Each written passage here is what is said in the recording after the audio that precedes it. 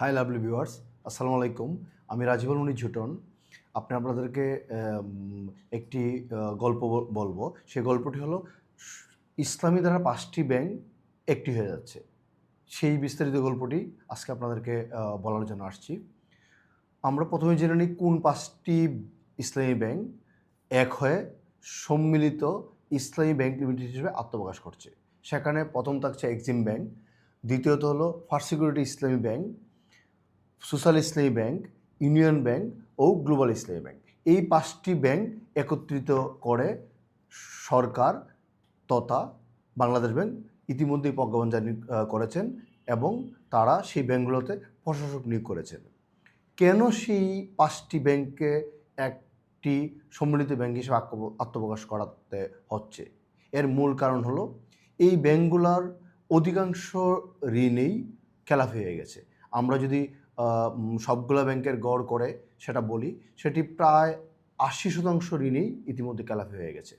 অন্যদিকে তাদের যে গ্রাহকদের যে জমাকৃত টাকা ছিল, তারা সেই টাকা ফেরত দিতে পারছে না। ফলে এই ব্যাংকগুলো দেউলিয়ার প্রায় দ্বারপ্রান্তে চলে গেছে। আপনার যদি এই ব্যাংকে কোনো ডিপোজিট থাকে, আপনার যদি অর্থ জমা করা থাকে, সাথে সাথে ঋণ নেওয়া থাকে, তাহলে আমার পরবর্তী ভিডিওটি দেখুন, পরবর্তী ভিডিওতে চোখ রাখুন। আমি বিস্তারিত আপনাদেরকে জানানোর চেষ্টা করব। সবাইকে ধন্যবাদ জানিয়ে আজকের মতো এখানে শেয়ার করছি। আল্লাহ হাফেজ, আসসালামু আলাইকুম। হাই লাভলি ভিউয়ার্স, আসসালামু আলাইকুম। আমি রাজিবুল মুনির ঝুটন। আজকে আপনাদেরকে বলবো আপনার জমাকৃত টাকা এই মার্জারকৃত ৫টি ব্যাংকে যে টাকা ছিল সেটি নিরাপদ কিনা, সেই বিষয়টি আমি আপনাদেরকে জানানোর চেষ্টা করব। আপনার যে টাকা এই ৫টি ব্যাংকে জমা ছিল, সেই টাকার একটি অংশ নিরাপদ। তার মানে বাংলাদেশ ব্যাংক তথা সরকার আপনার ডিপোজিট ইন্স্যুরেন্স ট্রাস্ট ফান্ড থেকে আপনার জন্য ২ লক্ষ টাকা পর্যন্ত টাকা উত্তোলন করার জন্য সরকার তথা রাষ্ট্র দায়িত্ব নিয়েছে।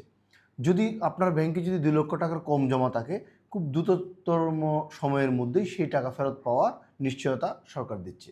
কিন্তু যদি ২ লক্ষ টাকার অধিক থাকে, সেইটি কী হবে? সেটির ব্যাপারে এখন পর্যন্ত বাংলাদেশ ব্যাংক, সরকার বা রাষ্ট্র কোনো ধরনের ব্যবস্থা এখনও নেয়নি। তারা সেই বিষয়টি ভাবছে, কারণ গ্রাহকের টাকার উপর বেস করে কিন্তু ব্যাংকিং ব্যবস্থা চলে, ব্যাংক পরিচালিত হয়।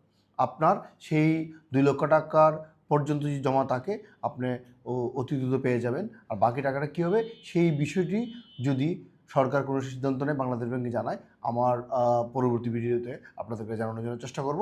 তার মানে আপনার ২ লক্ষ টাকা পর্যন্ত আপনার নিরাপদ আছে। এর বাকি টাকাটা কী হবে, সেটি এখন পর্যন্ত আসলে বিস্তারিত কোনো জানা যায়নি। আমি যদি জানাতে পারি, আমি পরবর্তী ভিডিওতে নিয়ে আসবো, অথবা আমার ভিডিওর সাথে অ্যালাইন থাকুন, ইনশাল্লাহ আপনাদেরকে জানাবো। সবাইকে আমার ভিডিও দেখার জন্য ধন্যবাদ জানিয়ে আজকের মতো শেষ করছি। আল্লাহ হাফেজ।